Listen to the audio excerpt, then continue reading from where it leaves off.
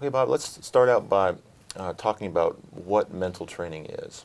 Well, mental training is usually the systematic and consistent practice of mental skills, similar to how you might want to practice physical skills, except you want to do it mentally on a consistent, regular, consistent basis. Mm-hmm.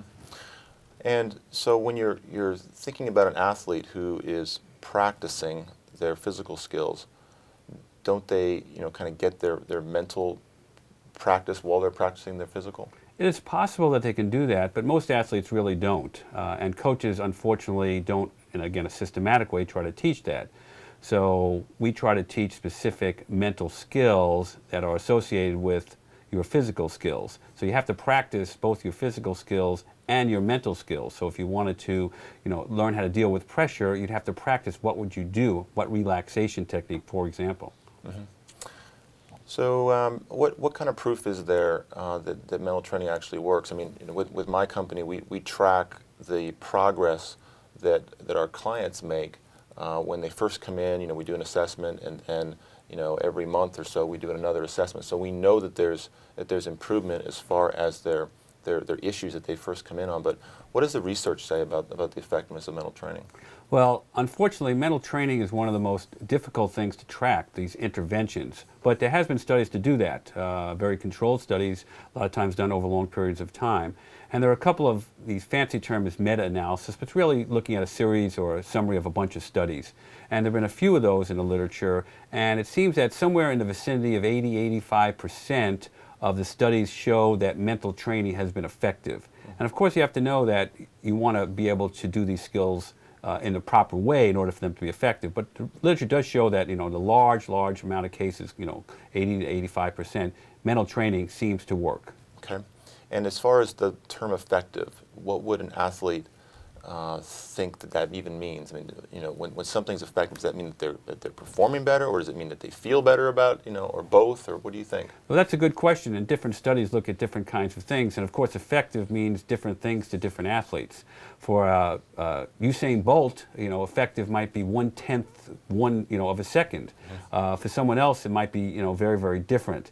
So really, when we talk about effectiveness, it depends on what the research defines as being effective. But for you as an athlete, you'd have to decide whether it's feeling better, improving by a second, getting 3 more rebounds a game, or whatever. Mm-hmm.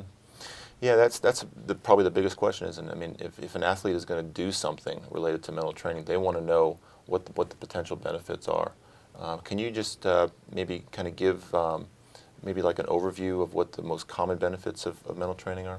Well, mental training can help an athlete in a variety of ways. It can help them, it depends again what they're focusing on, but it can help them become more confident in themselves. A lot of athletes, even elite athletes, sometimes lack confidence. It can help them deal with pressure. That could be another benefit. It could help them improve their concentration, be able to focus over long periods of time. We know that in many sports, a blip can mean the difference between winning and losing hundreds of thousands of dollars if you stand over a 5-foot putt, for example. Mm-hmm. So sometimes they have to do with performance, but like you said before, sometimes the benefits might be more, internal. I might feel better about myself. I might have more self-esteem. I might enjoy my experience more as opposed to burn out. So again, it really depends on what the athlete is really looking for, and it might be very different for a 14-year-old developmental athlete and a 26-year-old Olympian. Mm-hmm. So who needs mental training, and how do you know that you do? I mean, let's say that you're performing pretty well, and you got decent rankings and whatever. I mean, so how do you know that you really need mental training? Well, 2 things. First, I think everyone needs mental training. I could ask you the question: why do you think you need physical training? Well, everyone thinks they need physical training because you can always get better. Mm-hmm. Well, you can always get better mentally. Unfortunately, a lot of people don't work on their mental skills when they think they're pretty good.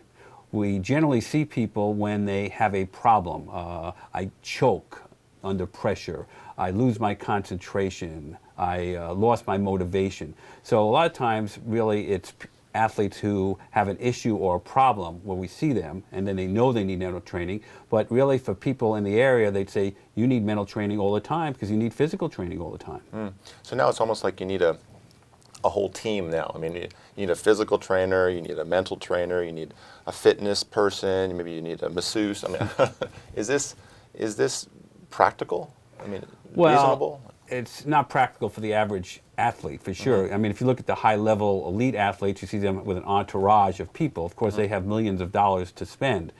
But you can still, see people and the idea is to train these skills so that you learn them and you may not need that person anymore in the long term. So these are skills just like physical skills, and just because you might understand it doesn't necessarily mean that you can do it, especially in competition. You need to practice it, just like you do with physical skills, and practice it enough, like routines, let's say. We know many times that people are most likely to forget their routines when they need it the most. So you need to practice it, and it needs to be part of who you are. So when you're out on the 18th hole, you need to knock that 8-foot putt in, you do your routine. And I guess that's really one of the reasons why we're sitting here is that online mental trainer is designed to provide this information to people at an affordable cost, so people can get mental training who might not otherwise want to or be able to get access to it. Yeah, well, hopefully through the internet, you're going to reach a lot more people than you would on a kind of one-to-one basis. Great. Good. Okay, cool. And that last movement? That's wrap it up. That means wrap it up. Excellent. Okay. Good. Now,